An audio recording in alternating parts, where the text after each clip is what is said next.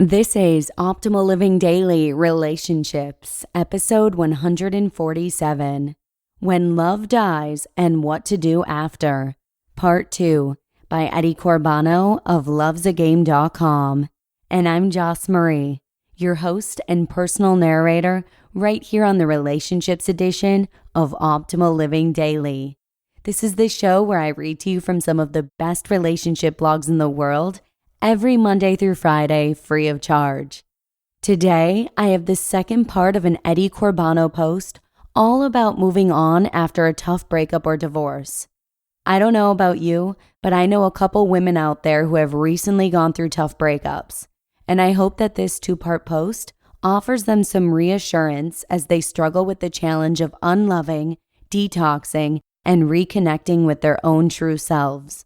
And I really hope that they may gain some strength, knowing that their authentic love, as Eddie Corbano says, will eventually find an even better match someday. I also hope that anyone else out there who may be struggling with a tough breakup may find comfort in the knowledge of this post as well. And may you also be at peace knowing that you are not alone. Just join our Facebook group and you'll quickly realize how many other like-minded people are out there. Many who may be facing the same exact hurdles as yourself right now. To join our Facebook group, just search for Optimal Living Daily in Facebook and request access. But without further ado, let's hear today's post by Eddie Corbano and continue optimizing your life. When Love Dies and What to Do After, Part 2, by Eddie Corbano of lovesagame.com. The post-relationship toxic love trap. Most of the people out there trying to get over an ex-partner are trapped. We all make the same mistakes, trying to defibrillate our love back to life, holding the paddles in both hands. We phone, we text, we drive by, and as a contemporary way of doing the job, we Facebook stalk. Driven by panic, fear, and our good old friend, the lizard brain, we try to fight and flight our way back into their arms, even though it dawned on us a while ago that it might be futile.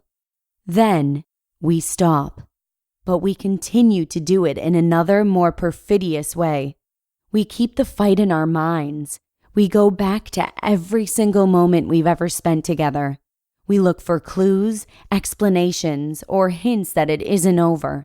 We tell love, "Look, there was a happy moment. Look what they did for us there. Listen to what they said here. Please, just open your eyes." But it won't. Granted, it might be a ghoulish metaphor, but it perfectly depicts what we are doing in our obsessive overthinking while riding the emotional roller coaster.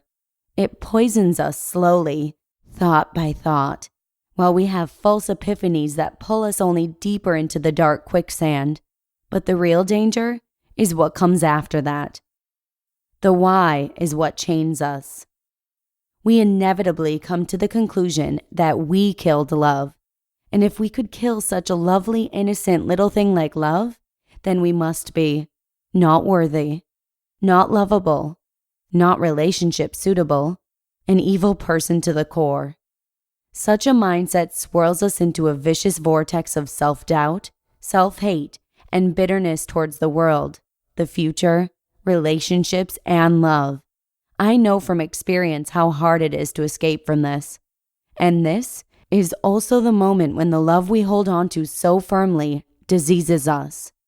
Why have I met so many people over the years, I've been doing this since 2005, who were suffering for such a long time, long after their breakup or divorce, such an unnecessarily long time?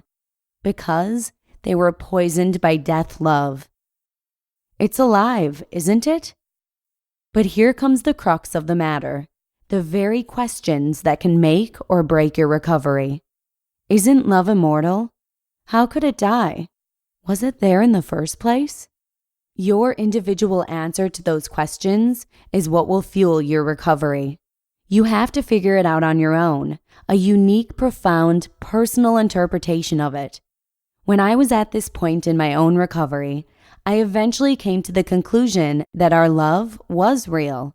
It was beautiful, fulfilling, and transformational. But then it died for the both of us. She was quick to bury it, and back to her it came. I, for one, took so much longer to understand and admit it. I was captured by the why and fought with it for a long time. But when I finally did get it, I immediately saw the beauty in all of it. I understood the essence of the myth of the phoenix. Is your love alive or is it not? If it hurts, then it's not love. It's as simple as that. It's something else and you have to let it go. Clinging to it will lead to narcissism, codependency to a false self, and becoming bitter and cynical. One-sided post-relationship love will lead to toxic emotional side effects. The solution? How to unlove and detox yourself. The solution to this mess is evident.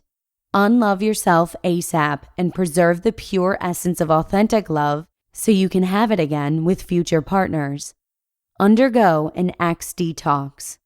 The theory is evident, but how do you actually do it? What is the operational procedure that will rid you of the love you feel toward your ex? Is there a pill you could take or a machine you could climb into, like in the movie Eternal Sunshine of the Spotless Mind, that will make you forget your ex? In my experience in coaching thousands of people, the only way to do this sustainably is the hard way. Head down and pull through it.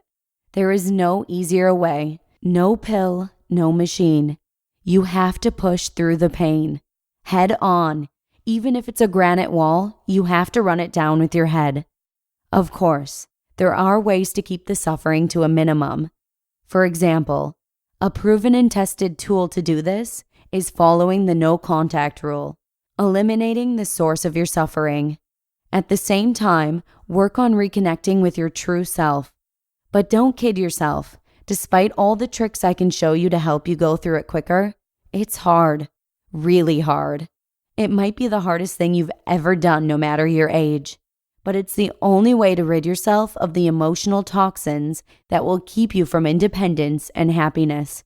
It's the only way to bury the love you feel, mourn it, and keep the seed of authentic love within yourself, and see it rise anew in a different, better shape.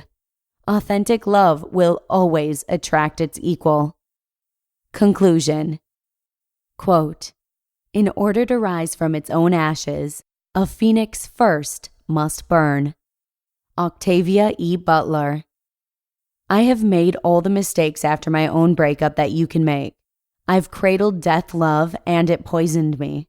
I sat there for such a long time, glaring at the huge metaphorical picture on my wall, seeing nothing else than her.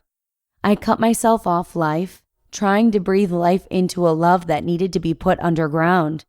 I will forever be thankful for the moment, that spark of insight that was implanted into myself by another person's helpful hand, enabling me to finally admit to myself that our love had died. It was the one significant single insight that created a huge leap in my recovery, sending me on the voyage to independence and eventually finding the love of my life, born out of the seed I carried within myself, the love I live today. To get there yourself, here's what you must do. Go and bury your love. Find the seed of authentic love within yourself. Give it the freedom and opportunity to be reborn, and have faith that it will. Raise your glass with me and let's celebrate. Love is dead. Long live love. Your friend, Eddie Corbano. You just listened to part 2 of the post titled, When Love Dies and What to Do After, by Eddie Corbano of lovesagame.com. Thank you so much to Eddie for letting us share this post with you today. And if you're someone who may be going through a tough breakup right now and you're dying to know just how long it takes to heal, you may want to consider taking Eddie's quiz. It may teach you a thing or two about yourself that you never knew before. You can find it right at lovesagame.com/heal. And that's all I've got for you today. Thank you so much for listening, and I hope to see you again tomorrow with a post from lisamerlotbooth.com where your optimal life awaits.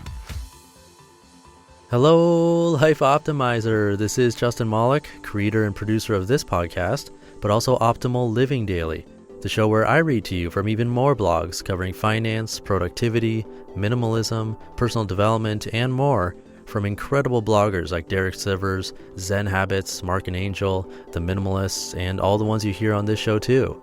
So if you enjoyed today's episode and like taking amazing blogs on the go, come on over to Optimal Living Daily and subscribe to that one too.